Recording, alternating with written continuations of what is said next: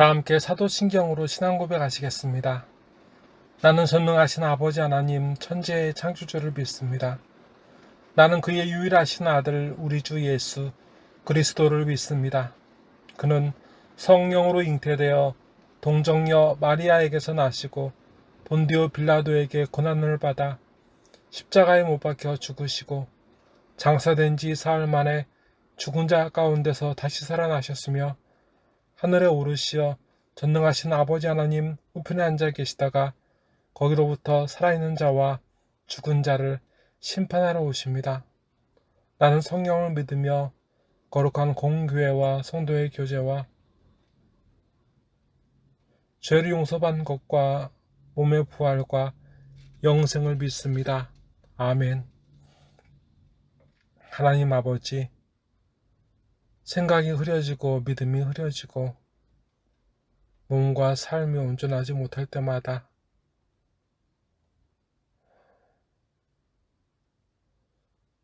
근심하고 원망될 때마다 지금 이 시간 기도함으로 찬송함으로 예배함으로 지금 살아가는 이 길이 옳은 것인지 하나님 아버지께 확인을 받고 그리고 잘못됐으면 책망도 받지만 영과 육이 아버지의 한량없는 은혜로 고침받고 회복받을 줄 알아. 이 예배 시간에 아버지 감사합니다. 하나님 아버지께서 우리를 고아와 같이 내버려 두지 아니하시고 지금도 무한하신 사랑으로 저희를 돌보아 주십니다. 하나님 아버지께서 주신 은혜로 찬송으로 하나님 아버지께서 주신 은혜를 찬송으로 하나님 아버지께서 주신 삶을 예배로 하나님 아버지께 힘과 뜻과 정성을 다하여 예배하게 하옵소서. 응답하게 하소서. 오늘 이 주신 이 예배의 사명을 놓치지 않게 하옵소서. 저희 죄악과 허물을 사하여 주시옵소서. 이 생명의 말씀, 이 복음을 붙들게 하옵시고 오늘도 탄식하며 통곡하는 우리에게 주신 하나님 아버지의 말씀으로 이겨나가게 하소서. 우리에게 소망과 믿음을 더하여 주소서. 나사렛 예수 그리스도의 이름으로 간절히 기도드리옵나이다. 아멘. 우리 하나님 아버지께서 주신 생명의 말씀은 요한복음 1장 29절부터 34절까지의 말씀입니다. 신약 143면에 나와 있는 말씀입니다. 이튿날 요한이 예수께서 자기에게 나오심을 보고 이르되 보라 세상 죄를 지고 가는 하나님의 어린 양이로다. 내가 전에 말하기를 내 뒤에 오는 사람이 있는데 나보다 앞선 것은 그가 나보다 먼저 계심이라 한 것이 이 사람을 가리킴이라. 나도 그를 알지 못하였으나 내가 와서 물로 세를 베푸는 것은 그를 이스라엘에 나타내려 함이라 하니라. 요한이 또 증언하여 이르되 내가 봄에 성령이 비둘기같이 하늘로부터 내려와서 그의 위에 머물렀더라. 나도 그를 알지 못하였으나 나를 보내어 물로 세를 베풀라 하시니 그이가 나에게 말씀하시되 성령이 내려서 누구 위에든지 머무는 것을 보거든 그가 곧 성령으로 세를 베푸는 이인 줄 알라 하셨기에 내가 보고 그가 하나님의 아들이심을 증언하였느니라 하니라. 아멘. 세례 요한이 처음 하나님을 본 그때를 성령께서는 이렇게 기록하셨습니다. 세례 요한이 처음 육체로 오신 하나님을 본 그때를 말입니다. 예수님은 그에게 오셨습니다. 예수님께서는 세례를 받으셨습니다. 이 당시 세례는 강물에 온전히 몸을 잠그는 침례였습니다. 오늘날 세례는 형식적으로는 교단의 성도라는 인정을 확인하는 것이지만 원래와 지금도 분명한 사실은 세례는 예수님께서 하나님의 아들이시며 죄인을 향한 하나님의 진노로 죽어야 했던 우리가 주님과 함께 주님의 보혈로 우리가 주님과 함께 죽고 이제 주님과 함께 다시 살아났다는 새 삶에 대한 시작을 믿고 온 교회가 축하하는 행동입니다. 이렇게 보면 세례는 귀한 것인데 우리가 잊지 말아야 하는 점은 예수님께서 죄 없으신 하나님의 아들로서 죄인이 받아야 하는 이 세례에는 어울리지 않는다는 사실입니다. 예수님은 죄가 없으십니다. 죄인만 세례를 받았었습니다. 지금 세례 요한 앞에 서신 분은 30절에서 기록된 대로 세례 요한의 말처럼 세례 요한이 있기 전부터 계신 창조되지 아니하시고 태초부터 계신 육체로 오신 하나님 예수 그리스도이십니다. 30절입니다. 내가 전에 말하기를 내 뒤에 오는 사람이 있는데 나보다 앞선 것은 그가 나보다 먼저 계심이라 한 것이 이 사람을 가리킴이라. 아멘.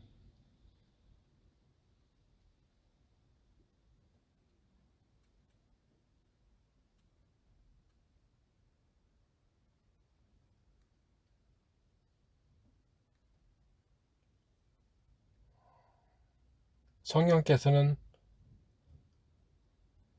예수님께서 받으신 세례에 대한 그 세례 요한의 설명을 이렇게 또한 기록하셨습니다.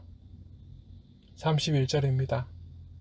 나도 그를 알지 못하였으나 내가 와서 물로 세례를 베푸는 것은 그를 이스라엘에 나타내려 함이라 하시니라. 아멘.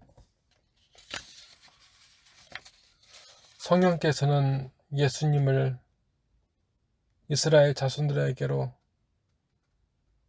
드러내시기로 나타내시기로 작정하시고 처음 받게 한 것이 처음 이끄신 것이 이 세례를 받는 것이었다고 세례 요한의 입술을 통해서 이렇게 알려주십니다. 주 예수님께서 앞선 세례 요한의 말처럼 세례를 통해 주 예수님의 오심을 예수님 자신의 오심을 준비하는 이들에게 말씀대로 오셨습니다. 오늘 주님의 다시 오심을 기다리는 우리에게 임박한 주님의 다시 오심을 성령께서는 지금 준비할 것을 요구하십니다. 그런데 아십니까? 우리 예수님이 세례 받으신 곳에 가신 이유를 다시 생각해 보면 그 당시 온 세계와 온 유대와 사마리아, 유다에서 주 예수님의 오심을 간절히 바라고 믿으며 그때를 준비하는 열망으로 가득 찼던 곳은 그 어느 곳이 아니라 회개하며 가슴을 치며 그렇게 죄인된 과거를 죽이고 주님과 함께 새날을 맞이하고자 했던 그 사람들이 있는 그곳뿐이었습니다.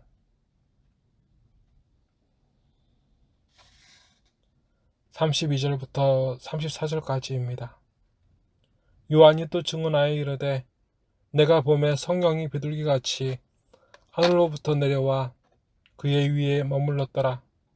나도 그를 알지 못하였으나 나를 보내어 물로 새를 베풀라 하신 그이가 나에게 말씀하시되 성령이 내려서 누구 위에든지 머무는 것을 보거든 그가 곧 성령으로 새를 베푸는 이인 줄 알라 하셨기에 내가 보고 그가 하나님의 아들이심을 증언하였노라 하니라. 아멘.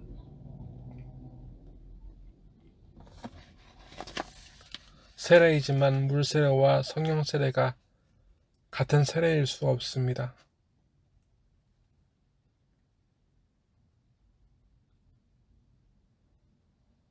성령 세례를 생각해 보면 그 견지에서 성령 세례의 견지에서 보면 세례 요한의 물 세례는 죄악으로 더럽혀진 삶의 종말과 하나님의 구원으로 인한 새 삶에 대한 믿음과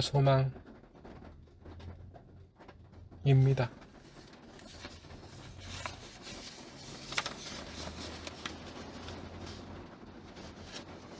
하지만 예수님을 통한 성령 세례는 오늘 이 혼탁하고 절망하기 쉽고 믿음 잃기 쉬운 이때에 예수 그리스도를 통한 분명한 죄사함의 확신과 믿음의 충만을 비롯해 하나님의 영이 이끄는 삶으로서의 분명한 시작입니다. 오순절, 다락방, 성령 세례 이후 핍박과 환난 중에서 성도들은 그래서 길을 잃지 않았습니다. 지금 우리의 문제는 살아갈 힘이 없고 먹을 양식이 없고 입을 것이 없어서가 아닙니다. 여러 가지 유혹과 환난에 믿음을 잃어 길을 이미 잃어버리고 우리는 방황하고 있습니다. 지금 주님을 만날 준비를 하십시오.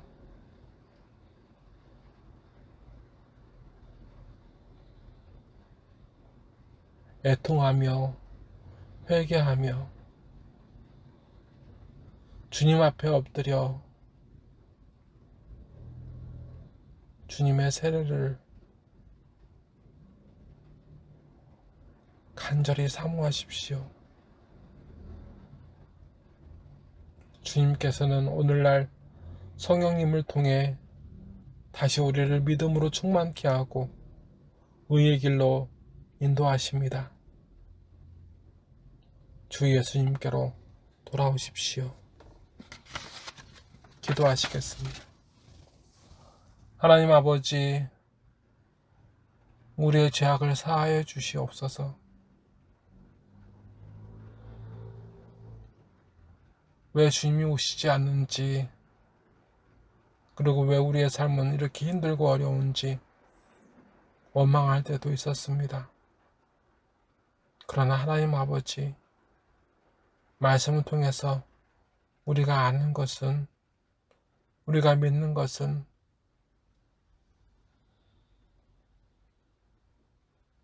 우리가 주님의 오심을 사모하고 준비하지 않으면 주님께서 우리 안에 우리를 만나러 오실 수 없음을 깨닫습니다. 하나님 아버지, 우리의 죄악을 사하여 주시고 우리의 허물을 용서하여 주시고 우리 한 사람 한 사람이 주님을 맞이할 준비를 하게 하시고 주님께서 이 시간 성령님을 예배하는 한 사람 한 사람에게 보내주시어 이 혼탁하고 무너지기 쉽고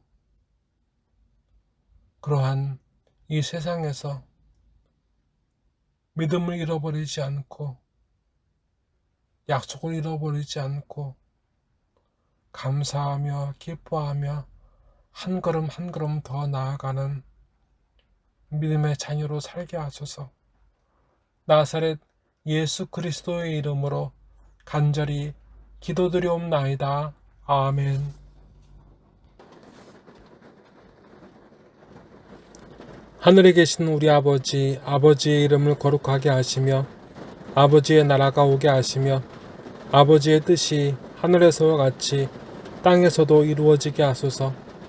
오늘 우리에게 일용할 양식을 주시고 우리가 우리에게 잘못한 사람을 용서하여 준 것 같이 우리 죄를 용서하여 주시고 우리를 시험에 빠지지 않게 하시고 악에서 구하소서. 나라와 권능과 영광이 영원히 아버지의 것입니다. 아멘.